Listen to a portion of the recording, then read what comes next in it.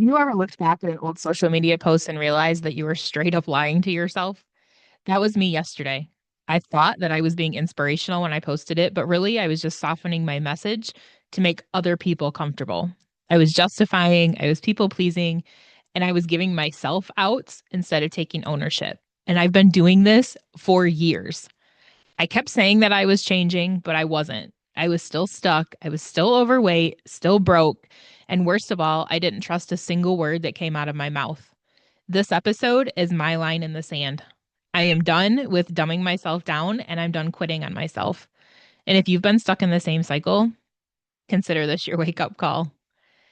I've dumbed myself down for years because I'm so afraid that I'm going to come across as harsh or as a jerk or uncaring or that the things that I say are too extreme. And if I shared what I was feeling, or if I shared things that I believed that I was convicted of, or that I felt the Lord wanted me to share, whatever it was, I was afraid of what others would say. So I either softened the message or I just stayed quiet. But the problem is, by doing that, I've ended up in a life that's comfortable misery. I'm constantly second guessing, constantly searching for the right answer, chasing shiny objects, and finally hoping to get a breakthrough that I was searching for and that I was telling everyone else I was getting. But behind closed doors, I wasn't. All it did is land me in a life that doesn't feel like my own, or you could also call it a life of mediocrity. I've gotten in the cycle of not following through, always saying one thing and then not doing it, or starting something new like my hair was on fire and then fizzling out and just going back to normal. I remember a specific time I was 36, I was turning 37, and I remember exactly where I was at and exactly what I was doing. And I remember making the statement, I will not turn 38 the way I'm turning 37. And I'm about to turn 45. And the problem is, I didn't do any of those things that I was saying that many years ago. Was it 8 years ago, 9 years ago?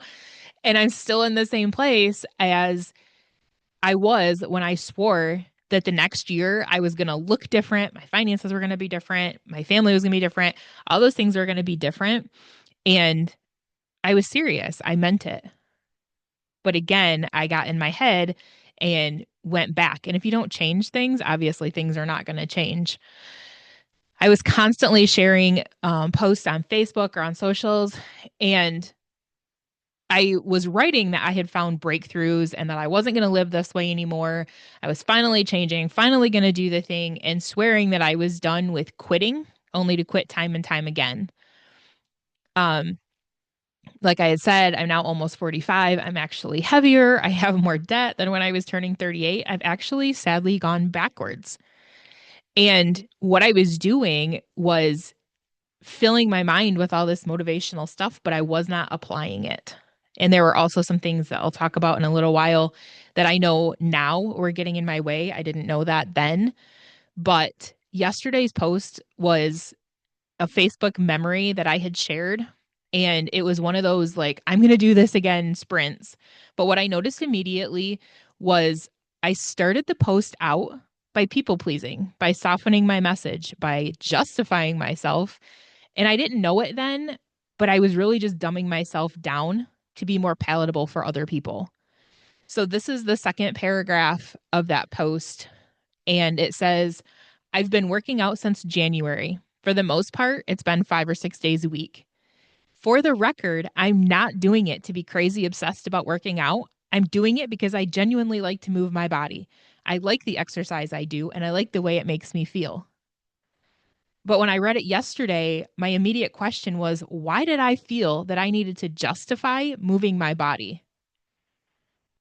I I just I guess needed to make sure that nobody thought that the 5 to 6 days a week of working out was too extreme, or I didn't want them to think that because I was doing it, I was telling them that they had to be doing it.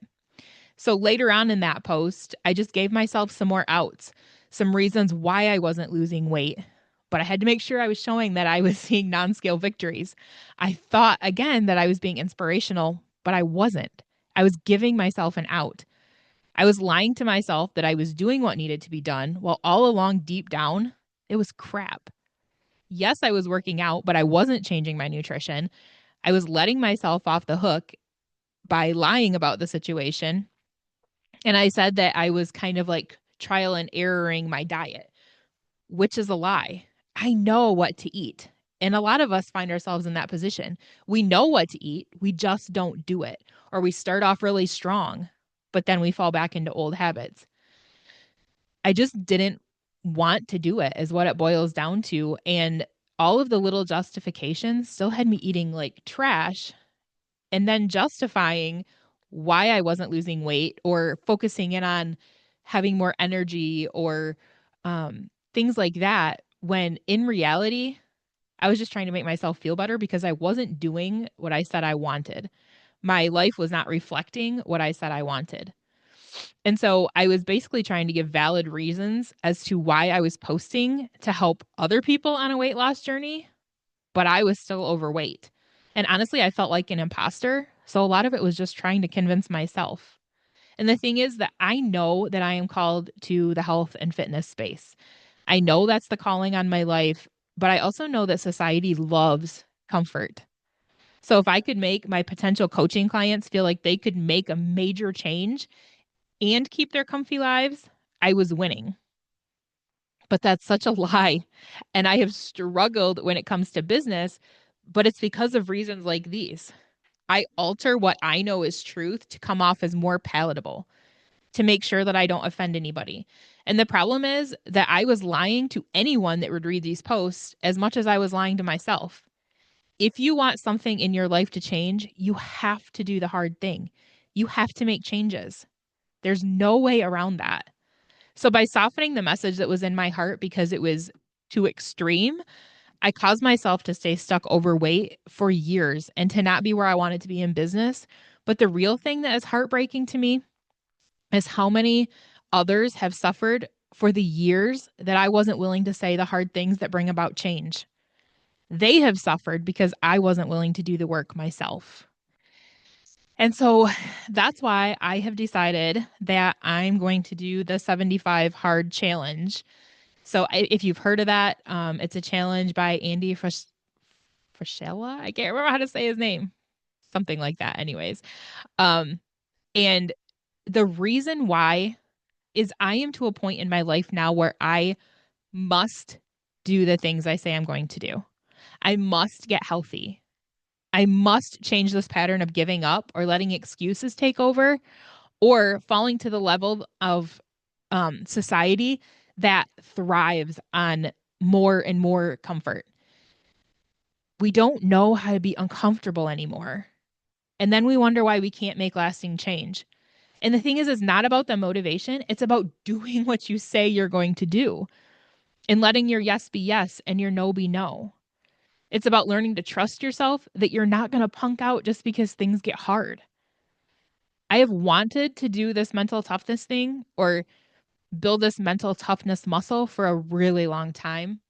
But until now, I have been unwilling to do what I had to do to actually achieve it. And just recently, a coach of mine asked me if I trusted myself. And I fumbled around for a little while and hemmed and hawed and finally said, sometimes. But again, that's a lie. I don't believe anything that comes out of my mouth when it comes to making a change. And the thing is, it's not just me. I've had my kids and my husband both call me out on me saying I'm going to do something and then never following through or doing it for a week or two and then falling back into old habits.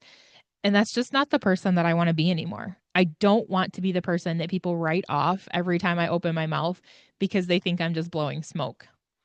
So, people pleasing and trying to live the lies that or trying to live up to the lies that I have believed for so long have kept me playing small my whole life. I felt like I was too much. I felt like I was too bold, too opinionated. And so I sat back and didn't say anything. Or if I did say something, I softened it because I didn't want to turn anybody off. And if I'm being honest, I probably didn't want to deal with the backlash that comes for being too extreme. People on social media can be really mean. And I don't know if I really just wanted to deal with that. And also, I think I was in the mindset that if somebody were to make a comment that questioned something that may have come off as extreme or too many rules or too strict, I think I would have gotten my head about it, and their questioning that would have started the excuses in my head and had me resort back to where I was comfortable, which is the problem that I've had the whole time anyways. But rediscovering my true identity has changed everything for me. And that's why this is step 1 in my coaching program, is because you think you want to lose weight, but until you conquer the lies that you're believing about yourself and the lies that you're believing about your identity, or putting your identity in things that can change or can be taken away, you can't make lasting change. Like, you have to be rooted in your identity for any of these things to be possible. It opened my eyes to the lies that I'd been believing, and also it's time to prove to myself that I can do hard things and I can keep my word to myself. So I don't want to be giving into excuses, because the loudest ones question my the loudest excuses caused me to question my deepest inner beliefs. And the cool thing is, since I've done that, I no longer eat my emotions. I no longer am scared to show up as my authentic self. Getting rid of the lies that I was believing has changed everything. And along with that, not having the emotional eating anymore, about 2 months ago, this is another thing that I don't share with a lot of people because it can be so extreme and I don't want to do that. I can't do that. My husband and I gave up sugar. And I've had sugar on probably 2 occasions since we've done that, but I do not crave it like I used to. There's so many things in my body that have changed since we stopped having sugar. And I was a sugar addict. Like, we ate it multiple times a day. I always wanted it. I was always hungry. But I wasn't sleeping well. I felt lethargic all the time. There were so many things that were going on in my body. And just that one simple thing of taking out sugar has changed so many things for me. Um, and again, it's hard when you start, but at the same time, it can be absolutely life-changing to take something that people would say is too extreme or too strict, but it changes your life for the better in so many ways. Um, And so I've wanted to do the 75 hard program for a long time, but I don't know if I would have been able to stick to it without doing the identity work first. I know it's still going to be a challenge. It's still called 75 hard, but I feel like I'm in a different mental space than if I would have tried to do this years ago.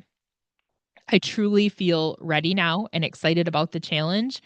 And I'm just excited to see how this makes me level up.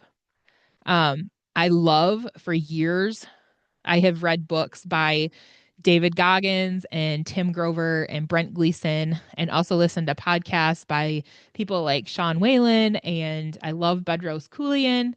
I don't know if you know Fit Body Bootcamp, but he is the founder of Fit Body Bootcamp, and others like them who are very like call you out, get in your face, challenge you to level up. And many women feel like they're too harsh and extreme, but I love the way that um that they're real and they call you out and they call you higher and help you to get rid of these things that are controlling your life, that sometimes you don't even realize that they're controlling your life. For me, like, sugar was one of those things, and also the emotional eating, but sugar for sure. And it frustrated me so bad that sugar had a hold on me. Like, why does a cookie have a hold on me? Why can I not resist? Why does ice cream have this hold on me? It disgusted me that a food would have a hold on me. And so by going, I guess what some would call extreme, it has changed that. And I no longer feel like it has a hold on me. And the Bible tells us not to let things have a hold on us. I mean, at some point it can become idolatry. And there was no reason for me to basically be like an addict and do what I had to do to get those things. So, anyways, like I said, that's changed so many things and why I feel like I'm ready for this challenge now. Um, I've always wished that I could be somebody that was disciplined and focused and all of those things, but then immediately my brain would start giving me reasons why I couldn't do that, why I couldn't do these challenges, why I couldn't have this mental toughness. It would tell me that it's too strict or it's too rigid or I should be able to have fun and enjoy life or a little bit of this or that won't hurt. And so many things like that. But like I said, I hated that food had a hold over me. I hated that it wasn't something I could seem to conquer. I hated that I couldn't stick to anything. And the problem is that as I walked out this life of living in lies, I was attracting clients just like me. They wanted these huge life changes, but didn't want to actually change anything in their life. And that's just not how change works. These women were riddled with excuses, just like me. They lied to themselves and lived in those lies, just like me. They convinced themselves that those lies were truth. And then they would quit because they would convince themselves that it shouldn't be this hard. When in reality, it's not that hard when you have a different mindset. But like I said before, we are so addicted to comfort that anything that's a little bit of structure or something that tests us in a way, our brain is immediately like, danger, danger. We have to back out of this and go back to where we're comfortable. And those voices can be so loud that it's really easy to just fall back into those old patterns and not make any progress. So I'm now very confident in who I am. I know with everything I am that 75 hard is my next step. If I'm being honest, I was going to do this video yesterday and I didn't get a chance. So I decided to do it today.